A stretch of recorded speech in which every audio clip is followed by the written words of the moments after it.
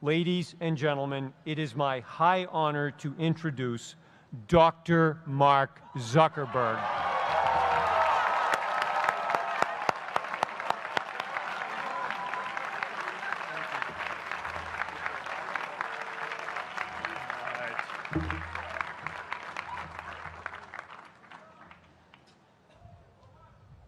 I love this place. Thank you all for coming out in the rain, the pouring rain. We're going to make this worth it for you.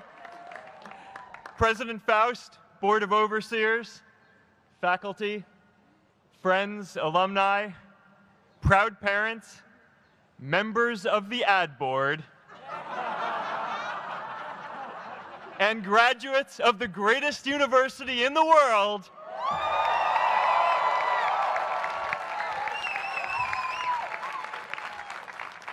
I am honored to be here with you today because, let's face it, you accomplished something I never could.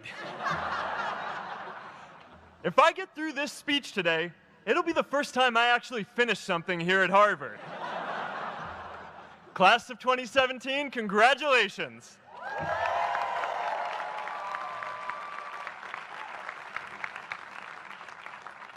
Now, I'm an unlikely speaker today. Not just because I dropped out, but because we're technically in the same generation. We walked this yard less than a decade apart.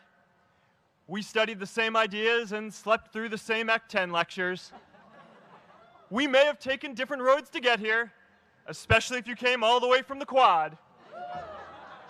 But today, I want to share what I've learned about our generation and the world we're all building together. But first, these last couple of days have brought back a lot of good memories.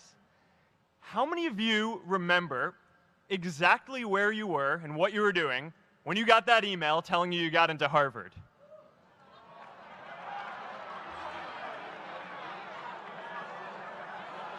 I was playing the video game Civilization, and I ran downstairs and got my dad, and for some reason, his first reaction was to video me opening the email.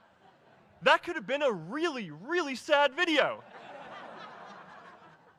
But I swear, getting into Harvard is the thing my parents are most proud of me for. My mom is nodding.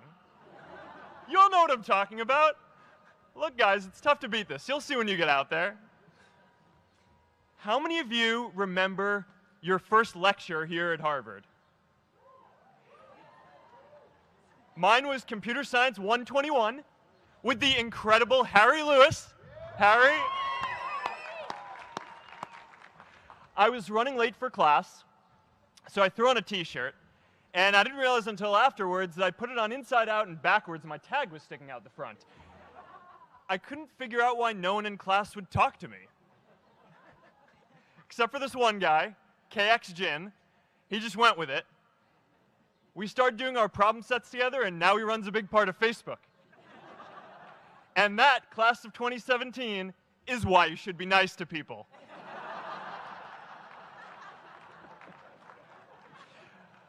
But my best memory from Harvard is meeting Priscilla.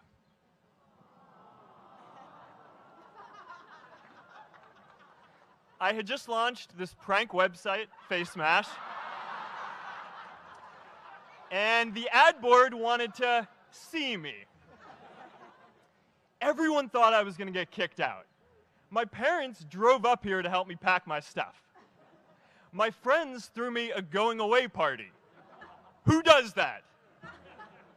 As luck would have it, Priscilla was at that party with her friends, and we met in line for the bathroom in the Foho Bell Tower, and in what must be one of the all-time most romantic lines, I turned to her and said, "I'm getting kicked out in 3 days, so we need to go on a date quickly."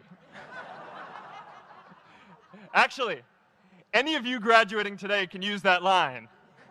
"I'm getting kicked out today. We need to go on a date fast." I didn't end up getting kicked out. I did that to myself. Priscilla and I started dating, and, you know, that movie made it seem like Face Mash was so important to starting Facebook. It wasn't. But without Face Mash, I never would have met Priscilla. And Priscilla's the most important person in my life. So you could still say it was the most important thing I built in my time here.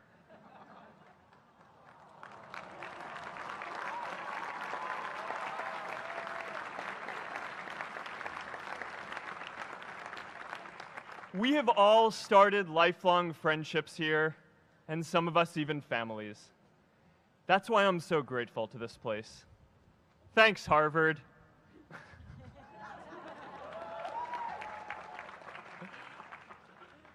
Today, I want to talk about purpose.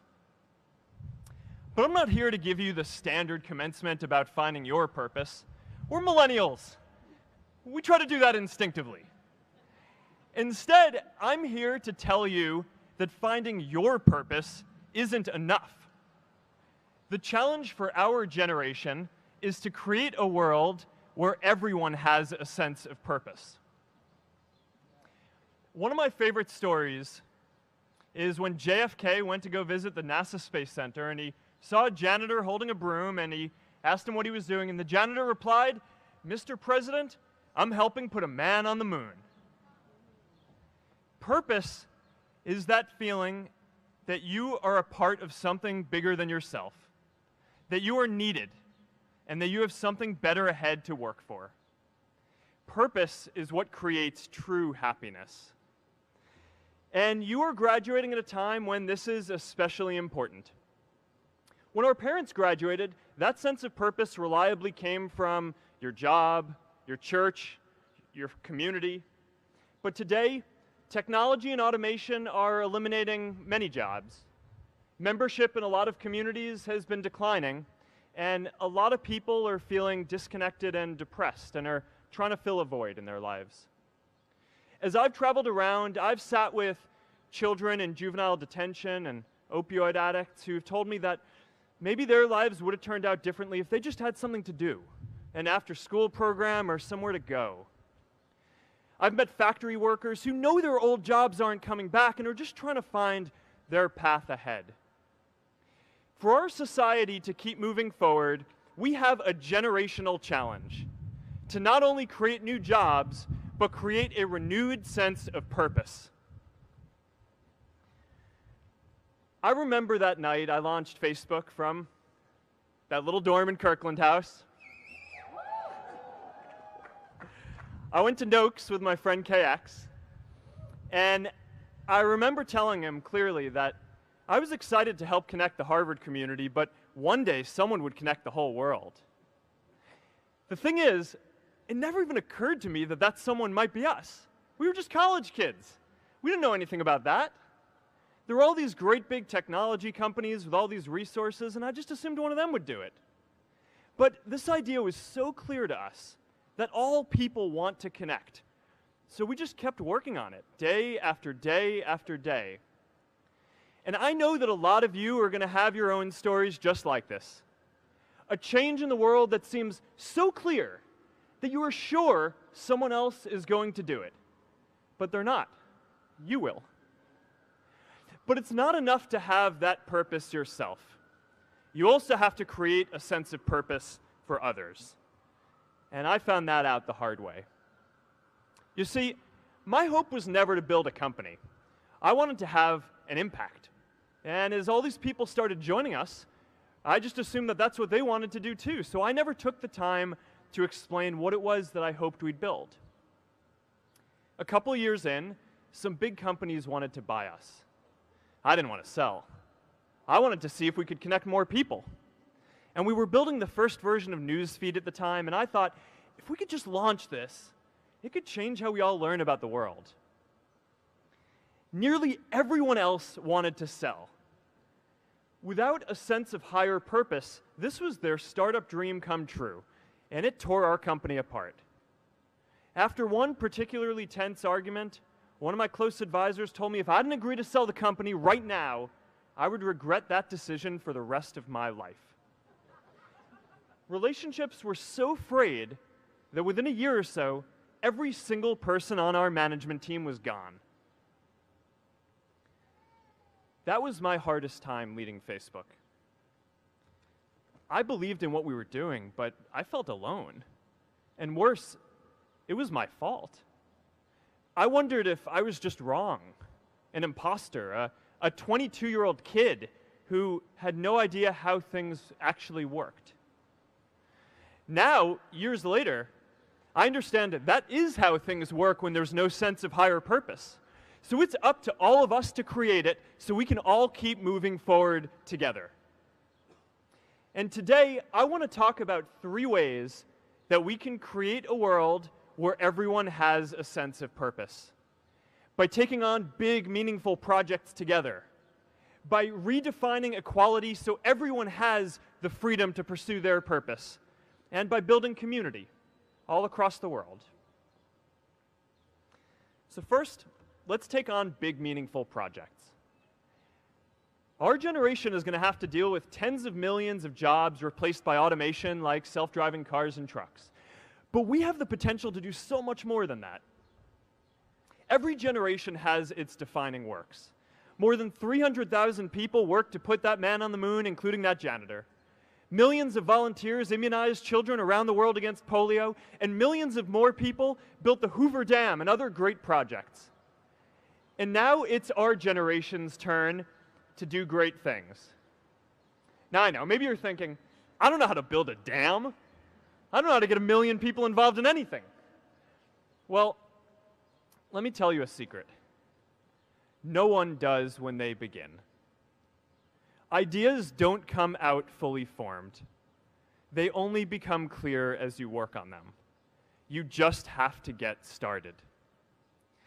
If I had to know everything about connecting people before I got started, I never would have built Facebook. Movies and pop culture just get this all wrong. The idea of a single eureka moment is a dangerous lie. It makes us feel inadequate because we feel like we haven't had ours yet. And it prevents people with seeds of good ideas from ever getting started in the first place. Oh, and you know what else movies get wrong about innovation? No one writes math formulas on glass, okay? All right? That's not a thing, okay?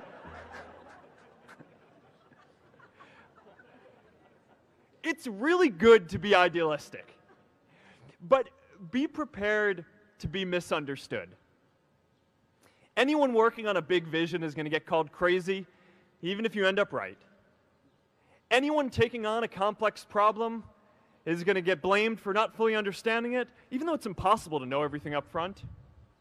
Anyone taking initiative will always get criticized for moving too fast because there's always someone who wants to slow you down. In our society, we often don't take on big things because we're so afraid of making mistakes that we ignore all the things wrong today if we do nothing. The reality is, anything we do today is going to have some issues in the future. But that can't stop us from getting started. So what are we waiting for? It is time for our generation-defining great works. How about stopping climate change before we destroy the planet and getting millions of people involved, manufacturing and installing solar panels? How about curing all diseases and getting people involved by asking volunteers to share their health data, track their health data, and share their genomes? You know, today, our society spends more than 50 times as much treating people who are sick as we invest in finding cures so people don't get sick in the first place. It makes no sense. We can fix this. How about modernizing democracy so everyone can vote online? And how about personalizing education so everyone can learn?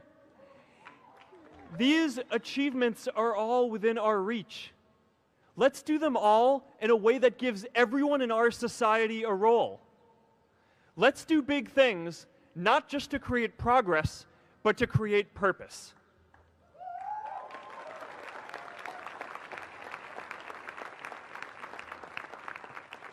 So taking on big, meaningful projects together is the first thing we can do to create a world where everyone has a sense of purpose.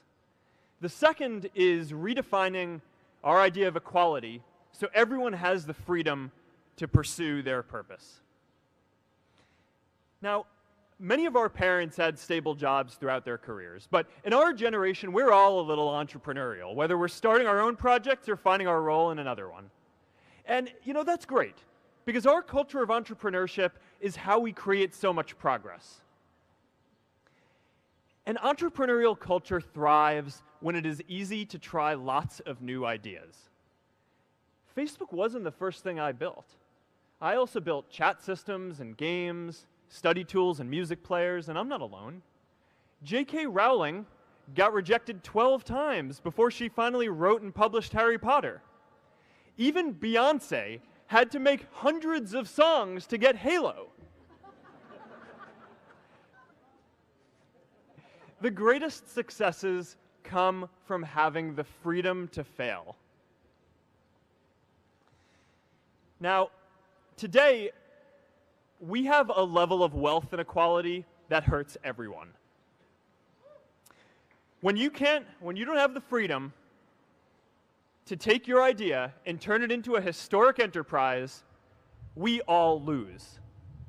And right now, today, our society is way over-indexed on rewarding people when they're successful, and we don't do nearly enough to make sure that everyone can take lots of different shots. Now, let's face it. There is something wrong with our system when I can leave here and make billions of dollars in 10 years, while millions of students can't even afford to pay off their loans, let alone start a business.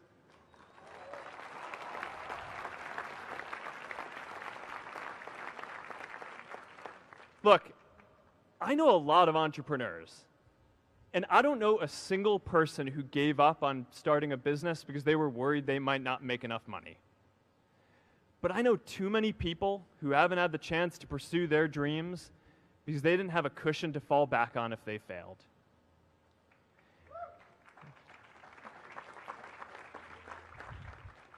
We all know you don't get successful just by having a good idea or working hard.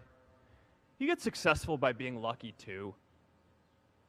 If I had to support my family growing up instead of having the time to learn how to code, if I didn't know that I was going to be fine if Facebook didn't work out, then I wouldn't be standing up here today. And if we're honest, we all know how much luck we've had to get to this point in our lives. Every generation expands its definition of equality. Previous generations fought for the vote and civil rights. They had the New Deal and Great Society. And now it's time for our generation to define a new social contract.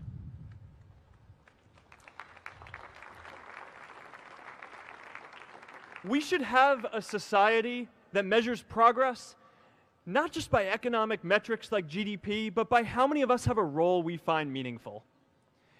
We should explore ideas like universal basic income to make sure that everyone has a cushion to try new ideas. We're all going to change jobs and roles many times, so we need affordable childcare to get to work and healthcare that's not tied to just one employer. And we're all going to make mistakes. So we need a society that's less focused on locking us up and stigmatizing us when we do. And as our technology keeps on evolving, we need a society that is more focused on providing continuous education through our lives.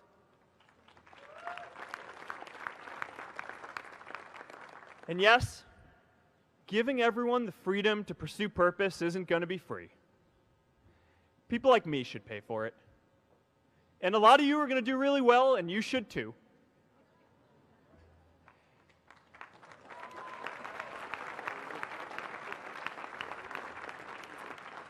That is why Priscilla and I started the Chan Zuckerberg Initiative and committed our wealth to promoting equal opportunity.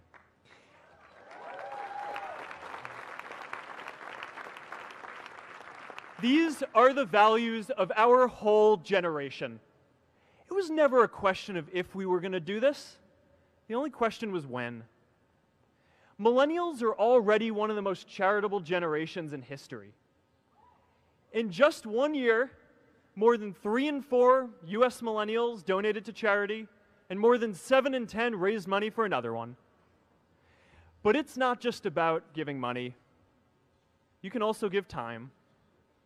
And I promise you, if you just take an hour or two a week, that's all it takes to give someone a hand and help them reach their potential. Now, maybe you're thinking, that's a lot of time. I'm not sure if I have that much time. I used to think that. You know, when Priscilla graduated from Harvard, she became a teacher. And before she'd do education work with me, she told me that I needed to get my own experience teaching a class. At first, I complained. I said, you know, I'm kind of busy. I'm running this company. But she insisted. So I taught an after-school program at the local Boys and Girls Club on entrepreneurship. I taught those kids lessons on product development and marketing, and they taught me what it was like growing up feeling targeted for your race, and what it's like having a family member in prison. I shared stories of my time in school, and they shared their hope that one day they would get to go to college too. For 5 years, I've had dinner with those students every month. One of them even threw Priscilla and me our first baby shower. And next year, they're going to college. Every one of them, first generation in their families. We can all make time to give someone a hand. Let's give everyone the freedom to pursue purpose, not just because it's the right thing to do, but because when more people can turn their dreams into something great, we are all better for it.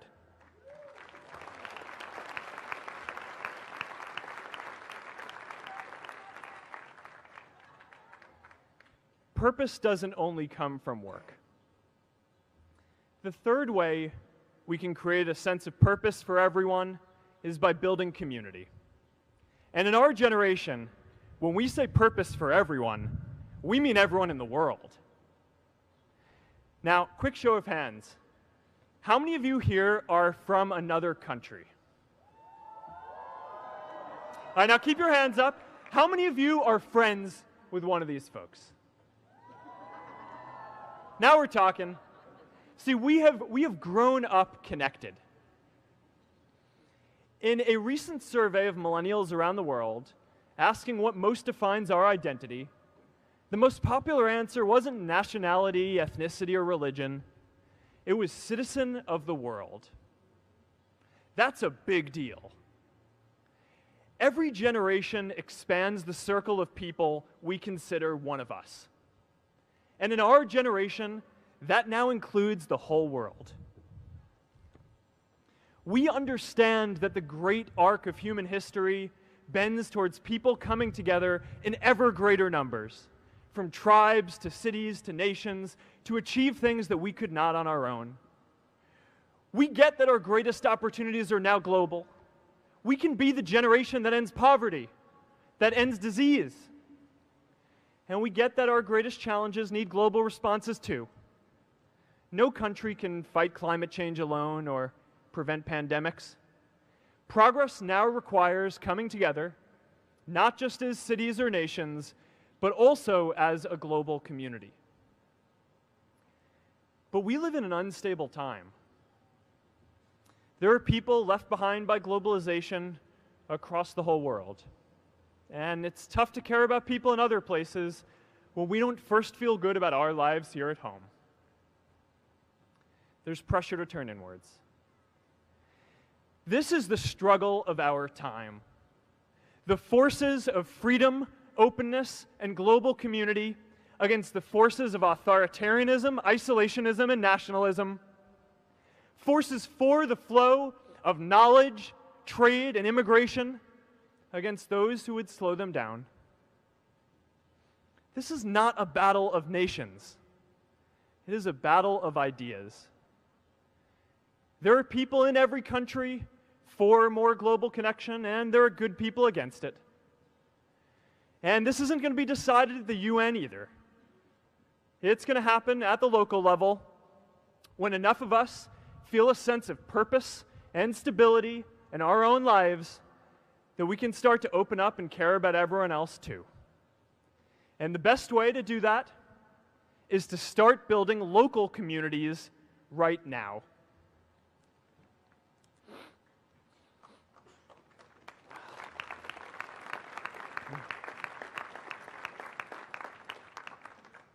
We all get a lot of meaning from our communities.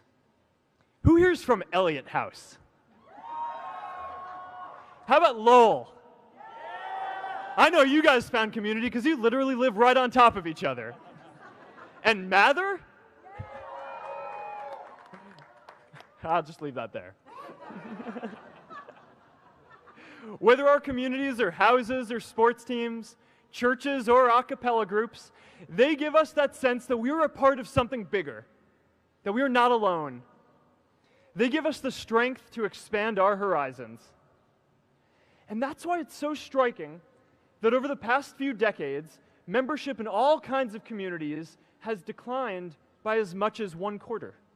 That's a lot of people who now need to find a sense of purpose somewhere else. But I know that we can rebuild these communities and start new ones because many of you already are. I met Agnes Segoye, who's graduating today. Agnes, where are you?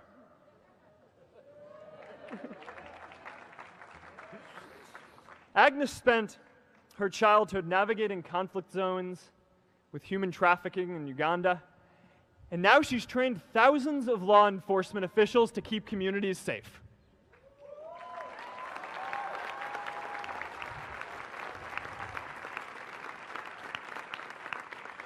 I met Kayla Oakley and Neha Jain, who are graduating today too. Stand up, guys. Kayla and Neha started a nonprofit that connects people suffering from chronic illnesses with people in their communities who are willing to help out.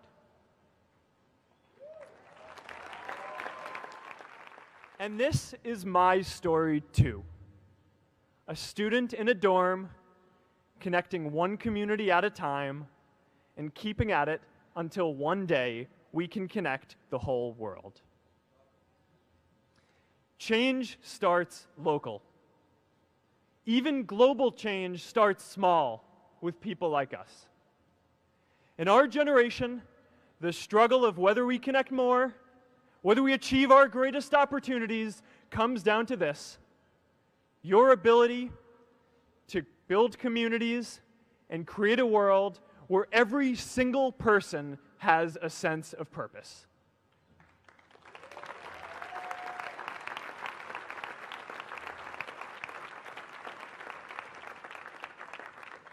Class of 2017, you are graduating into a world that needs purpose, and it's up to you to create it. Now, maybe you're asking yourself, can I really do this? Well, remember when I told you about that class I taught at the Boys and Girls Club?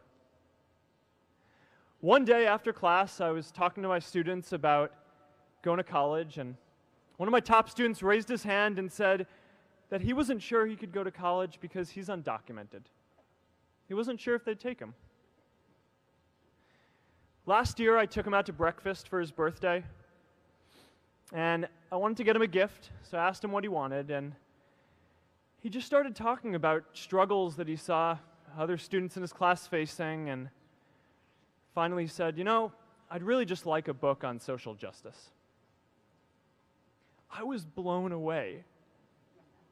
Here is a young guy who has every reason to be cynical. He wasn't sure if the country he calls home, the only one he's known, was going to deny him his dream of going to college. But he wasn't feeling sorry for himself. He wasn't even thinking of himself. He has a greater sense of purpose, and he's going to bring people along with him.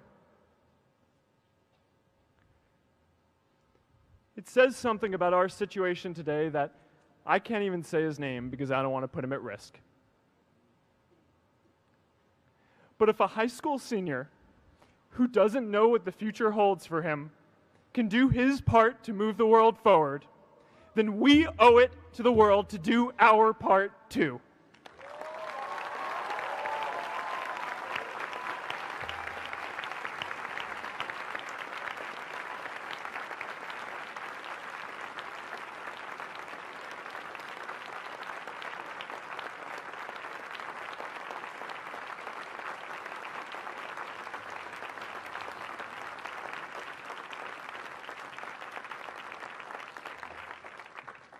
So before you walk out those gates one last time, and as we sit here in front of Memorial Church, I'm reminded of a prayer, Mishaberach, that I say whenever I face a big challenge, that I sing to my daughter, thinking of her future when I tuck her in at night.